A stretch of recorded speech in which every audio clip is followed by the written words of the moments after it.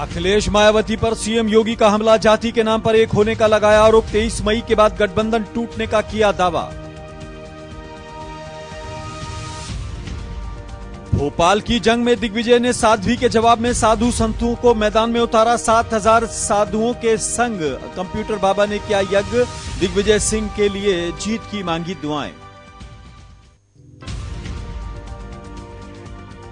Supreme court में विपक्ष को लगा बड़ा झटका। वीवीपैट की 50% पर्चियों के मिलाने वाली याचिका खारिज। नायडू बोले फिर जाएंगे कोर्ट। प्रधानमंत्री मोदी ने फिर राजीव गांधी का नाम लेकर दी कांग्रेस को चुनौती। बोले दम है तो राजीव गांधी के सम्मान के नाम पर चुनाव लड़ ले कांग्रेस। राहुल का जवाब, आप नफरत कीजिए, हमारी तरफ से प्यार ही मिलेगा। और श्रीनगर में बीजेपी का प्रदर्शन। घाटी में बीजेपी नेताओं की हत्या के खिलाफ सड़कों पर उतरे कार्यकर्ता। बीजेपी नेताओं की सुरक्षा की लगाई गुहार।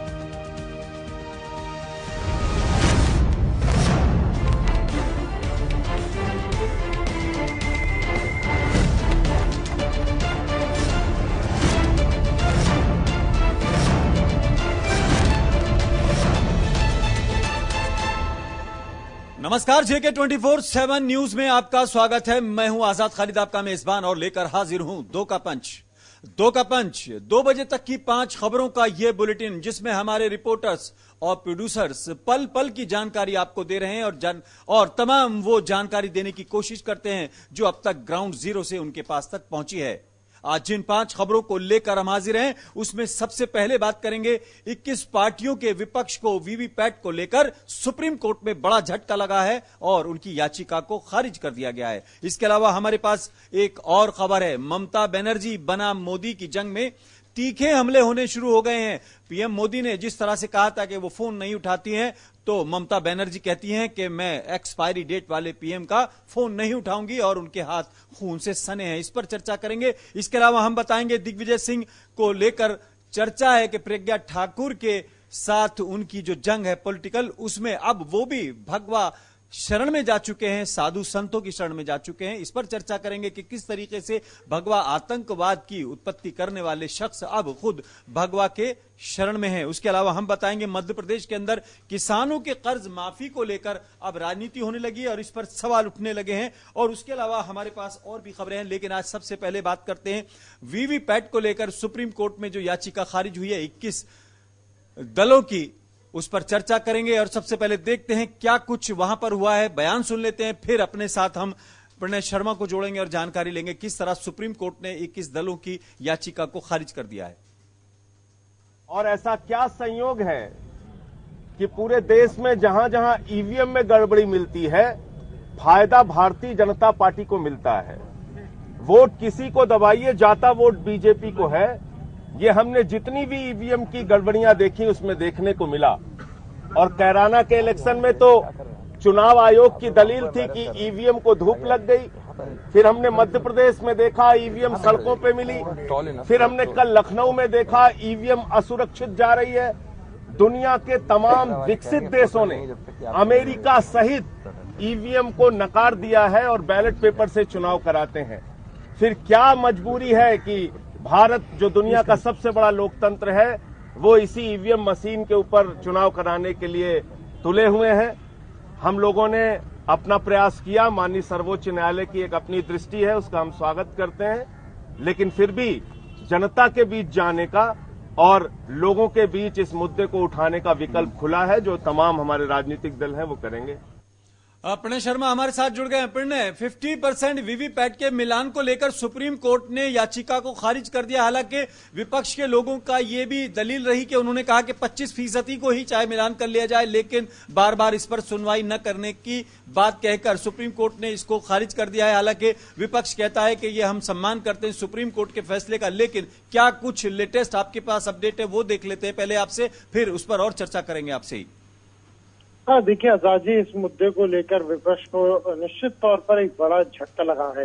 हालांकि विपक्ष का ये कहना है कि आने वाले 2 चरणों के चुनाव में वो इस मुद्दे को उठाने जा रही है, लेकिन मेरी ये निजी राय है कि शायद इस मुद्दे को लेकर जनता ज्यादा विपक्ष की ओर करीब नहीं जाएगा।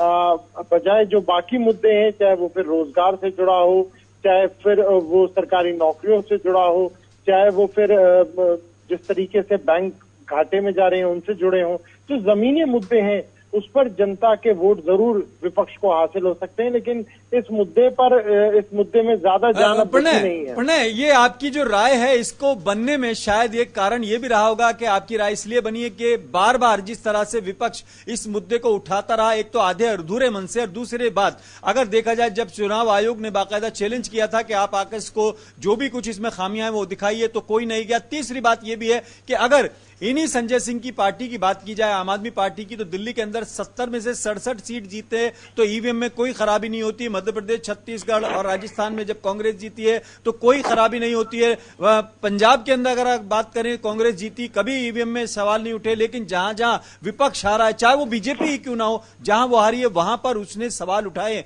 ऐसे में क्या जनता के बीच में क्रेडिबिलिटी खत्म हो गई है? आपकी राय के लिए। बिल्कुल, देखिए, ये जो बात आपने सारी अभी दर्शकों को बताई है, ये पूरी तरह से तर्कसंगत है।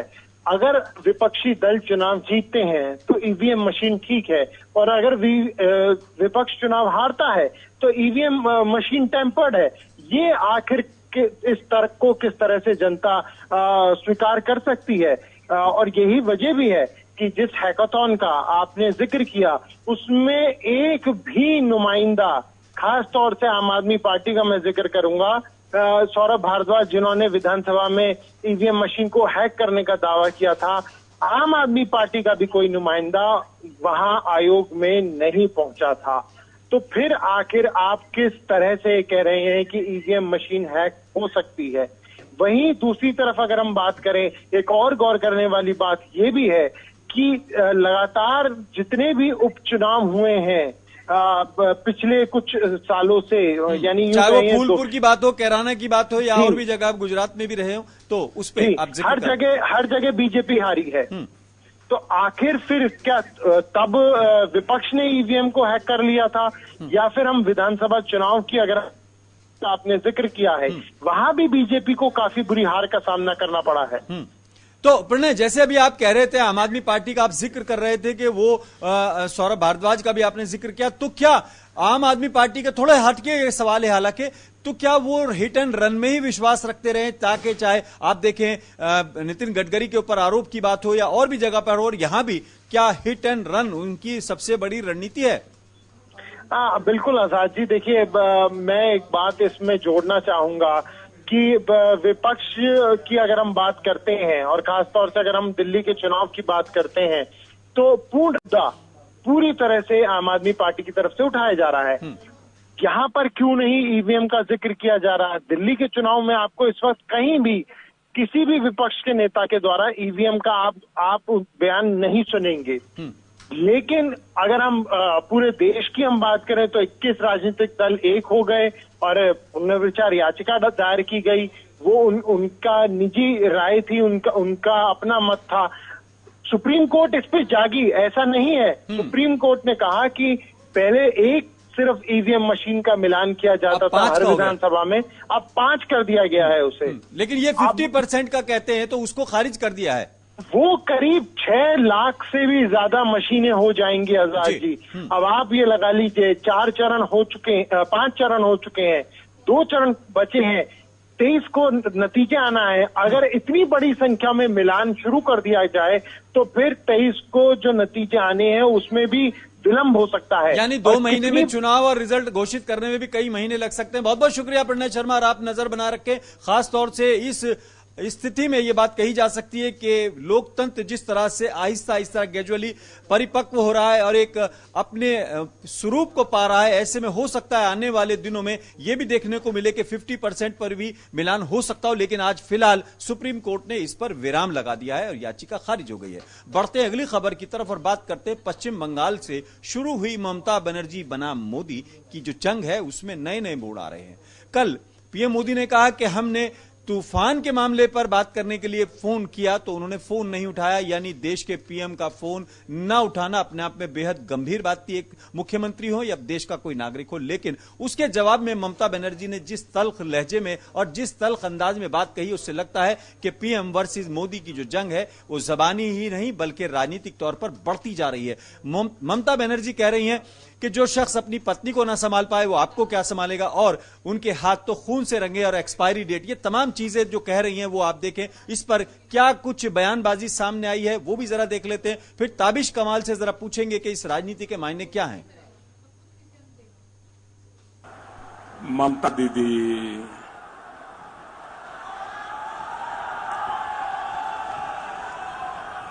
आपने तो इन्हीं मानतियों के विरुद्ध लड़ाई लड़ी थी।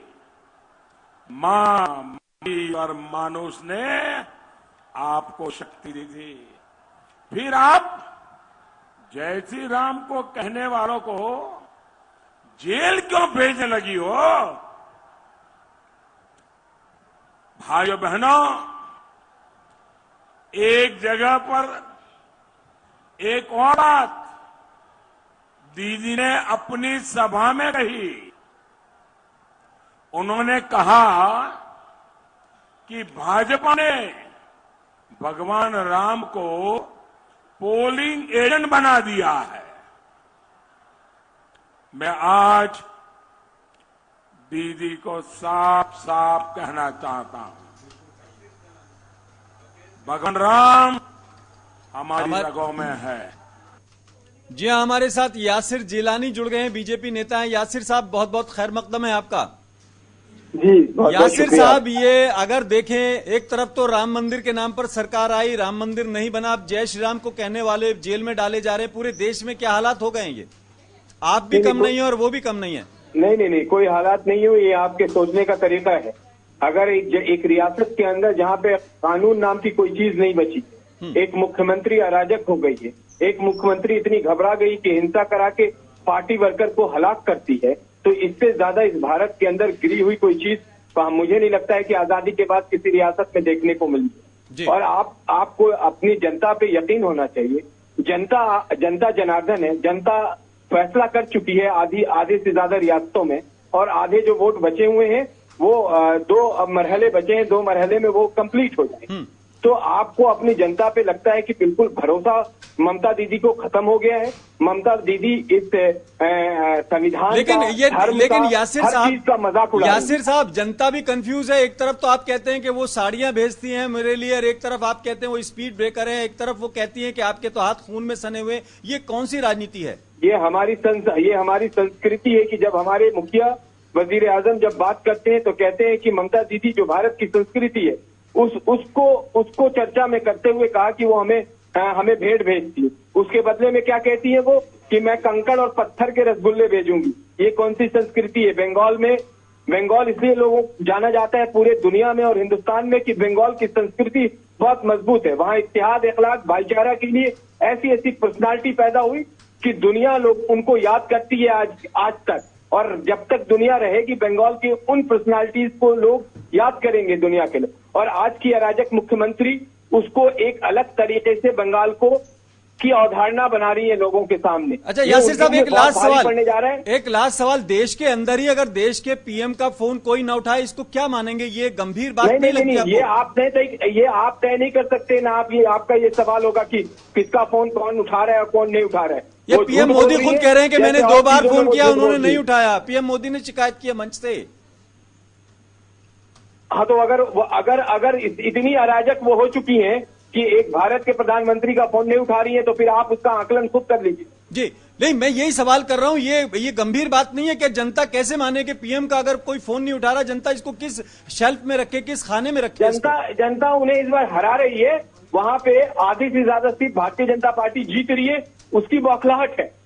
मतलब ये आपके जब छोटे वर्कर अगर जय श्री राम के नारे लगाते हैं तो उनको जेल भेज दिया जाता है, ये घबराहट है। ये दर्शाता है कि ममता बनर्जी इस वक्त हाशिए पे हैं और बुरी तरीके से चुनाव हारे। बहुत बहुत शुक्रिया यासिर जिलानी साहब, आपने पूरा वक्त दिया। और ताबिश कमाल हमारे साथ जुड़ गए। ताबिश, बेहद गंभीर बात है, देश के पीएम का फोन नहीं उठाया जा रहा है। देश के पीएम बाकायदा मंच से कह रहे हैं ये अराजकता है ममता बनर्जी की या घबराहट? आजाद साहब, 2 दिन पहले जब हम देख रहे थे कि लगातार प्रधानमंत्री इस बात को कह रहे थे कि ममता दीदी उनको वहां से कुर्ते भेजती हैं, उनको गिफ्ट भेजती हैं, उसके बाद से चुनावी माहौल एकदम बदल सा गया। जो ममता कल तक प्रधानमंत्री नरेंद्र मोदी और बीजेपी को कोसती हुई मंचों से नजर आती थी, वो एकदम से चुनाव पलटता हुआ नजर आया। और वो भी उस समय जब लोकसभा का चुनाव चल रहा हो और प्रधानमंत्री अपने मुंह से इस बात को कहें कि ममता दीदी उनको गिफ्ट भेजती हैं, उनको तोहफे भेजती हैं, तो उसका सीधा सीधा नुकसान ममता दीदी को होगा, ना कि भारतीय जनता पार्टी को होगा। उस नुकसान की भरपाई करने के लिए अब मुख्यमंत्री ममता बनर्जी ने नया स्टैंड उठाया है। उन्होंने किस तरह से बयान दिया कि कंकर पत्थर भेजेंगी, कंकर पत्थर के रसगुल्ले भेजेंगी। इस तरह से उन्होंने दिखाने की कोशिश की है कि उन्होंने कभी कोई गिफ्ट नहीं भेजा। अगर प्रधानमंत्री होने के नाते अगर उन्हें सम्मान दिया है तो इसका मतलब ये नहीं है कि वो उनसे डरती हैं, घबराती हैं। उन्होंने इस बात का जवाब दिया। और दूसरी तरफ प्रधानमंत्री ने बहुत महत्वपूर्ण सवाल उठाया कि देश के प्रधानमंत्री का फोन नहीं उठाया जा रहा है। तो ये सवाल कहीं ना कहीं बहुत बड़ा है, बहुत बड़ा सवाल है। पूरे अगर देश की जनता के मन में बड़ा सवाल हो रहा होगा कि हमारे एक पावरफुल पीएम का भी अगर कोई फोन नहीं उठाएगा तो बड़ा सवाल है। लेकिन अगर ताबिश सवाल ये उठ रहा है कि बदजुबानी इस कदर बढ़ गई है कि ममता बनर्जी तो सारी हदें पार कर रही हैं। वो कह रही हैं उनके हाथ खून से सने हुए हैं और जो अपनी पत्नी को नहीं संभाल पाया वो देश को क्या संभाल पाएगा, जनता को क्या संभालेगा। ये तो बड़ी गंभीर बात है। देखिए, आपत्तिजनक टिप्पणी लगातार टिप्पणी हमें सुनने के लिए मिल रही है। जितने भी लगातार हम नेताओं के भाषण सुन रहे हैं, जितने उनके स्टेटमेंट सुन रहे हैं, उसमें इस तरह की टिप्पणियां हमें लगातार सुनने के लिए मिल रही हैं। हालांकि ये एक पर्सनल अटैक है उनके ऊपर कि उनकी पत्नी को लेकर के उनके हाथ खून से सने। इस तरह का जो पर्सनल अटैक किया गया है वो राजनीति का स्तर दिखाता है कि राजनीति किस स्तर तक पहुंच गई हिंदुस्तान की। दूसरी तरफ आजाद साहब, चूंकि 2019 लोकसभा चुनाव है, चाहे ममता बनर्जी हो या बीजेपी हो या कोई भी अन्य राजनीतिक दल हो, इस चुनाव को खोना नहीं चाहता है, लूज नहीं करना चाहता है। और या मरो की स्थिति में है। बहुत बहुत शुक्रिया ताबिश कमाल, आप नजर बनाए रखें। खास तौर से ये तो देखना ही होगा कि आगे किसकी जबान फिसलती है या वो किसको जबान से अटैक करता है, इस पर भी आप नजर बनाए रखें। और बढ़ते हैं अगली खबर की तरफ और बात करते हैं उस जंग की जो एक ऐसे मोड़ पर आकर पहुंच गई है जहां लगने लगा है कि मोरल जो ग्राउंड्स है हमारे देश के, जो संस्कृति है वो कहीं हिट हो रही है या करप्शन को लेकर अब देश किसी भी तरह की टॉलरेंस बर्दाश्त नहीं करेगा। राजीव गांधी को लेकर, स्वर्गीय राजीव गांधी, भारत रत्न राजीव गांधी, पूर्व प्रधानमंत्री राजीव गांधी को लेकर राजनीति गर्मा गई है। पीएम मोदी ने फिर चैलेंज किया है कि अगर उनकी छवि पर आप चुनाव लड़ना चाहते हैं तो बाकी बचे हुए 2 चरणों के लिए आप चुनाव मैदान में आइए। कांग्रेस को चैलेंज किया है। लेकिन सवाल यह भी उठ रहा है कि जो शख्स अब दुनिया में नहीं है उसको लेकर सवाल क्यों किए जा रहे हैं, कांग्रेस का यह सवाल है। इस पर बयानबाजी क्या है उसके बाद अपने संवाददाता से इस पर चर्चा करेंगे और पूछेंगे तरुण शर्मा से कि आखिर राजनीति का स्तर कहां जा रहा है। देश के प्रधानमंत्री को अमर्याद भाषा में, अनाप शनाप भाषा में जो चाहे वो गालियां देते रहे हैं। उनकी पार्टी प्रधानमंत्री के परिवार को भी गालियां देती रही है। मैंने सिर्फ एक सभा में पुराने बॉफोर्स के भ्रष्टाचार को याद कराया, बस इतना ही बोला। तूफान आ गया, तूफान। कुछ लोगों के पेट में इतना जोर से दर्द हुआ कि बस उन्होंने दहाड़े मार मार कर रोना ही बाकी रहा है। भाइयों बहनों, जब देश के प्रधानमंत्री पद की गरिमा की आपको चिंता नहीं थी, अनाप शनाप बोलते थे। आज मैं तो लगता है कि बहुत ही दुर्भाग्यपूर्ण बात है कि प्रधानमंत्री फिर वही बात राजीव गांधी जी के लिए कह रहे हैं, जिन्होंने देश के लिए जान दे दी। 1 रुपए का भ्रष्टाचार उनके खिलाफ साबित नहीं हुआ। 2 अदालतों ने उन्हें क्लीन चिट दी और उन्हें बिल्कुल कहा कि उनके खिलाफ कोई आरोप साबित नहीं होता। जान चली गई देश के लिए। राजीव गांधी ने इस देश को कंप्यूटर दिया, राजीव गांधी ने इस देश को मोबाइल फोन दिया, टेलीकॉम क्रांति, राजीव गांधी ने पंचायती राज दिया, राजीव गांधी ने इस देश को जो है जवाहर रोजगार योजना। तरुण शर्मा हमारे साथ जुड़ गए हैं। तरुण, कौन सी राजनीति हो रही है? एक दूसरे पर आरोप प्रत्यारोप, और अब तो जो लोग दुनिया से जा चुके हैं उनको नहीं बख्शा जा रहा, पीएम के भी गरिमा को कहीं नहीं समझा जा रहा है। दोनों तरफ से एक ही हाल नजर आ रहा है। हाँ, बिल्कुल देखा जा रहा है कि एक दूसरे को शायद नीचा दिखाने की कोशिश थी कि उसका बयान उससे अच्छा, जहां तक मैं समझ पाया, क्योंकि प्रधानमंत्री ने जिस तरीके से ये कहा जाए एक उसका बयान से ज्यादा खराब मेरा बयान है। अच्छा बयान नहीं बल्कि खराब बयान। हाँ बिल्कुल, आपको इसको किसी तरह से ले सकते हैं कि मेरा बयान खराब है या उसका ज्यादा बयान खराब है, क्योंकि मुद्दों पर तो आपने देखा इस बार लोकसभा चुनाव, लेकिन इस तरीके से जो है जिस तरह मुद्दा आज उठाया गया, इसमें जो है आज सैम पित्रोदा उन्होंने भी जो है 100-200 के आसपास लोगों के हस्ताक्षर करवाए यूनिवर्सिटी के अंदर और पीएम के इस बयान की निंदा की है। प्रधानमंत्री का जब ये बयान आया तो कांग्रेस, हालांकि कांग्रेस ने जो है फिर उसके ऊपर कटवार किया और कांग्रेस ने जो है चुनाव आयोग से भी मुलाकात करी, लेकिन कोई निष्कर्ष निकला पाया। लेकिन जो बीजेपी के सहयोगी दल हैं वो लगातार इस बात पर अड़िग है कि प्रधानमंत्री मोदी ने बिल्कुल ठीक ये बयान कहा है, और अकाली दल ने तो यहाँ भी तक ये कह दिया था कि राजीव गांधी का जो कार्यकाल था वो नरसंहार वाला था और एक केवल सिख कौम के लिए था।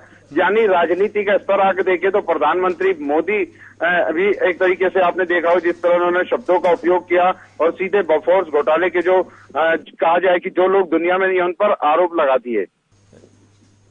जो कमांड है वो थोड़ा सा डिले मिल रही है। तरुण शर्मा, इसमें एक सवाल ये भी बनता है कि राजनीति का स्तर तो गिर गया लेकिन कोई भी अपनी सीट को गंवाना नहीं चाह रहा है। अभी जिस तरह से बात हो रही थी प्रणय शर्मा से, वो भी यही कह रहे थे कोई हारना नहीं चाहता। क्या इतना स्तर गिर जाएगा?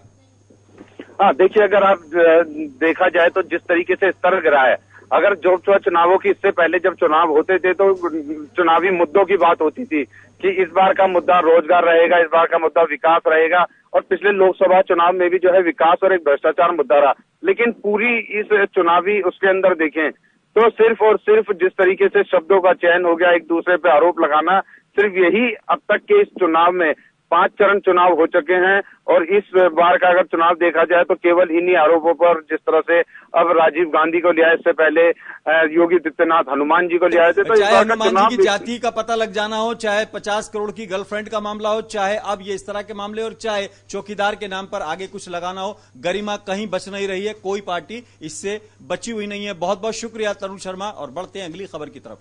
बात करते हैं मध्य प्रदेश के दिग्गी राजा की। अक्सर अपने बयानों से चर्चा में रहने वाले दिग्विजय सिंह अब फिर चर्चा में है। मध्य प्रदेश के अंदर उनका मुकाबला भोपाल की सीट से प्रज्ञा ठाकुर के साथ है। ये वही दिग्विजय सिंह है जिनके बारे में आरोप यह लगता है कि उन्होंने हिंदू टेररिज्म का एक तरह से एक बात घड़ी, उसकी शुरुआत की। उसको लेकर आज उनके समर्थन में कुछ साधु संत आ गए हैं, यानी अब वो भगवा के शरण में हैं। इस पर हम पहले देखते हैं कि किस तरह का बयान आया, कंप्यूटर बाबा क्या कह रहे हैं। उसके बाद अपने हम संवाददाता से बात करेंगे, सुभाष श्रीवास्तव से, जानने की कोशिश करेंगे कि वहां पर राजनीति का भगवाकरण हुआ है या शरण में गए हैं दिग्विजय सिंह। संत अपनी धुनी हटियो कर करके और ईश्वर से प्रार्थना करते हैं कि हे ईश्वर, धर्म से चलने वाले व्यक्तियों को आप विजयी बनाएं और नर्मदा का भक्त जो दिग्विजय सिंह है उसको लाखों वोट से विजयी घोषित करें। साध्वी प्रज्ञा ही साध्वी है दूसरी तरफ। देखिएगा, देखिए रावण ने भेष रखा था साधु का और सीता का हरण किया था, तो क्या साधु हो गया? साधु ने कपड़ा पहनने से मन न रंगाए जोगी कपड़ा, मन को रंगाना चाहिए। उन्होंने बम ब्लास्ट सुभाष श्रीवास्तव हमारे साथ जुड़ गए हैं, ब्यूरो चीफ हैं मध्य प्रदेश के, उनसे हम जानकारी लेते हैं। सुभाष, आपका मध्य प्रदेश बल्कि भोपाल तो बिल्कुल भगवामय हो गया है, किस तरह से? जी, जिस प्रकार से देखा जाए कि भारतीय जनता पार्टी एक समय में अपने आप को भगवा रंग से रंगा हुआ महसूस करती थी, लेकिन किसी समय में दिग्विजय सिंह ने भगवा आतंकवाद का आरोप लगाया और आज खुद जो भोपाल लोकसभा से सांसद का चुनाव लड़ रहे हैं कांग्रेस से दिग्विजय सिंह, वो खुद भगवा में नजर आ रहे हैं। क्योंकि इससे पहले दिग्विजय सिंह खुद भी कह चुके हैं कि आरएसएस मुझे हिंदू क्यों नहीं मानती, और अब ऐसे में जो कि पायलट बाबा जो एक समय में शिवराज सरकार में जो है तो राज्य मंत्री दर्जा प्राप्त थे, शिवराज सरकार की जो है तो तारीफों का पुल बांधते रहते थे, वो एन विधानसभा चुनाव से पहले जो है तो कांग्रेस के साथ आ गए और अब यानी आशीर्वाद का जो रुख है वो इधर बदल गया है, आशीर्वाद की तोपों का रुख बदल गया है, शिवराज से हटके इधर आ गया है। जी बिल्कुल, वो आप कहते नजर आ रहे हैं कि साध्वी प्रज्ञा भारती जो है तो साधु नहीं है और असली आशीर्वाद क्षेत्र की जनता को देना है, लोकसभा क्षेत्र की जनता को देना है, तो वो नर्मदा के पुत्र दिग्विजय सिंह को दें, क्योंकि दिग्विजय सिंह ने नर्मदा की परिक्रमा की है, गोवर्धन परिक्रमा की है, लेकिन एकादशी का उपास करते हैं। सुभाष, एक सवाल ये भी है, 33,000 किलोमीटर की नर्मदा परिक्रमा करके जो है दिग्विजय सिंह ने, चुनाव जब नहीं थे, लोग शांत बैठे थे, उन्होंने वो परिक्रमा करके अपने आप को स्थापित करा है। तो क्या, जैसे वो आप बता रहे थे कि वो कहते हैं मुझे लोग हिंदू माने, कम से कम आरएसएस के लोग वो हिंदू मनवाने के लिए लगे हुए, और उधर प्रज्ञा ठाकुर को साधु मानने को कोई तैयार नहीं है, साधु संत समाज। तो क्या लगता है अब अपने को स्थापित करने का भी खेल हो रहा है?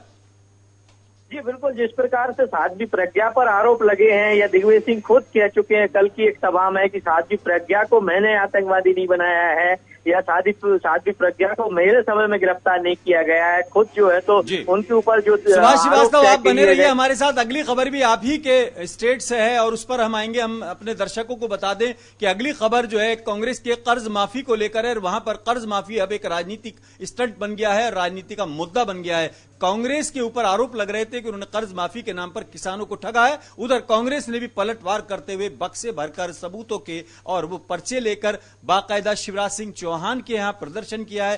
कांग्रेस नेताओं ने कहा है कि ये वो सबूत है कि कर्ज माफी हुई है, और इसमें क्या बयान आ रहा है वो जरा सुन लेते हैं पहले, और फिर उसके बाद सुभाष श्रीवास्तव से बात करेंगे जो हमारे साथ जुड़े हुए हैं।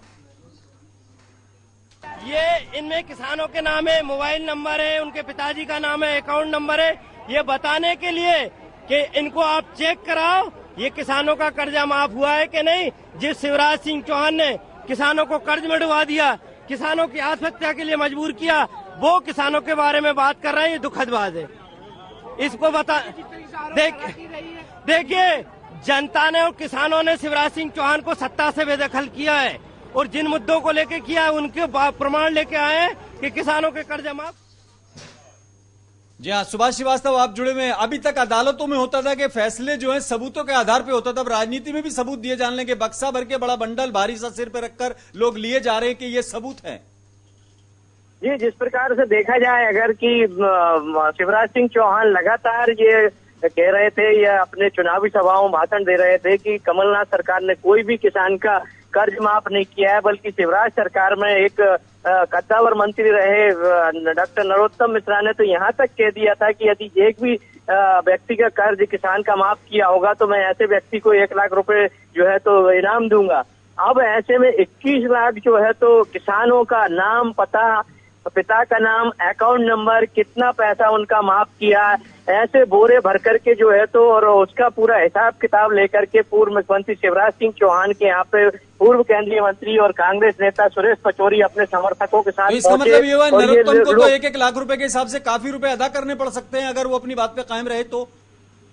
जी बिल्कुल, इससे पहले भी नरोत्तम ने जब बयान दिया था तो उनके पास में कांग्रेस के कुछ नेता पहुंचे थे और जाकर के उनको भी ये सूची सौंपी थी, लेकिन अब जो है तो 21 लाख किसानों की ये सूची आज शिवराज सिंह चौहान को जो है तो सुरेश पचौरी ने सौंपी है, और उसके बदले में शिवराज सिंह चौहान ने कहा है कि किसी किसान के 10 रुपए माफ हुए, किसी के 15 माफ हुए, किसी के 20 माफ हुए, यानी आंकड़े पूरी तरीके से सुभाष श्रीवास्तव, और खासतौर से इस पूरे मामले पर जिस तरह से चीजें हो रही हैं, लेकिन मुझे लगता है कि एक अच्छी शुरुआत हो जाएगी देश के अंदर, लोकतंत्र के अंदर, अगर कोई अपने मैनिफेस्टो को लेकर, अपने विकास कार्यों को लेकर अगर इस तरह से सबूत देगा सभी दल, तो यकीनन जनता में विश्वास बढ़ेगा और एक नई पहल होगी। 2 के पंच में आज फिलहाल इतना ही। अपने मेजबान आजाद खालिद को इजाजत दें।